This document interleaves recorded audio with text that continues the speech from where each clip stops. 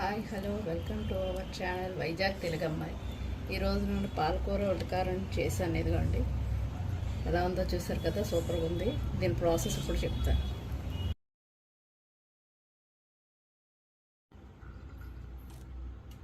ఈరోజు నేను పాలకూర ఉల్లికారం చేస్తున్నాను.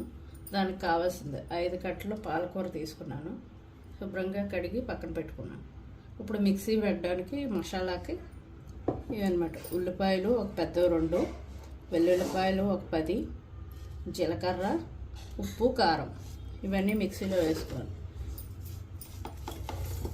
1 టీ స్పూన్ జీలకర్ర, 10 వెల్లుల్లిపాయలు పెద్దవి, 2 ఉల్లిపాయలు,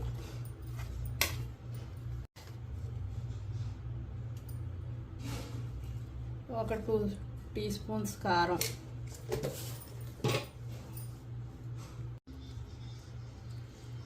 ఉల్లిపాయలు వెల్లుల్లి రబ్బలు 10, కారం, జీలకర్ర 1 టీ స్పూను, 2 స్పూన్లు వచ్చి కారం, 1 స్పూన్ వచ్చి కల్లుప్పు వేసి మిక్సీ బాగా పేస్ట్ చేసుకోవాలి, వాటర్ వేయకుండా.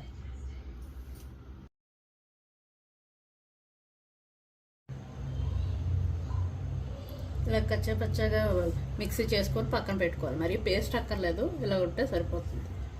దీంట్లో పోపులోకి వేస్తుంది ఆయిల్, పోపు దినుసులు, ఎండుమిర్చి. కొద్దిగా ఆయిల్ 3 స్పూన్స్ వేసుకోవాలి, కొద్దిగా ఫ్రై కదా పడుతుంది. వేసుకొని ఇందులోనే పోపు దినుసులన్నీ వేసుకోవాలి, బాగా ఫ్రై అవ్వాలి. వేడెక్కిన తర్వాత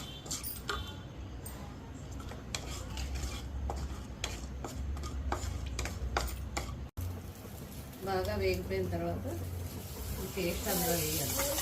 బాగా పచ్చివాసన పోయిన వరకు ఫ్రై చేయాలి.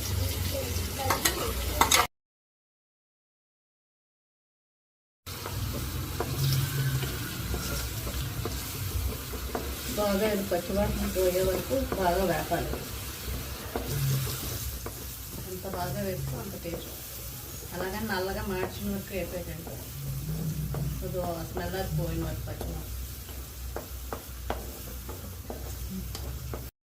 బాగా వేగిపోయింది. ఆయిల్ ఇలాగా తేలే వరకు వేపాలి. ఇప్పుడు పాలకూర వేసుకుంటాం.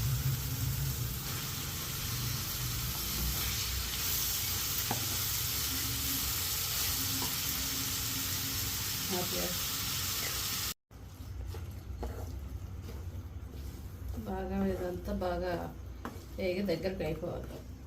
పాలకూర అంతా ఉడుకుకోవాలన్నమాట.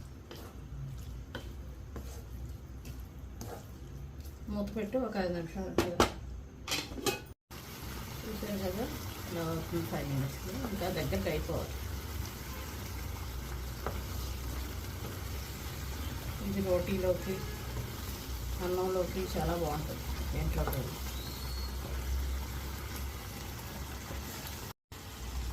చూసారు కదా, దగ్గరికి అయిపోవాలి.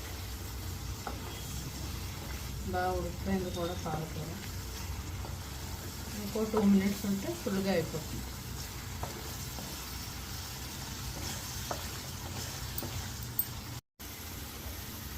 చూసారు కదా, పాలకూర ఉడ్డుకారం సూపర్గా వచ్చింది, దగ్గరికి అయిపోయింది.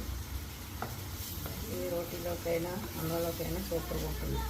ఈ వీడియో కనుక నచ్చినట్లయితే లైక్ చేయండి, షేర్ చేయండి, సబ్స్క్రైబ్ చేయండి. Thank you.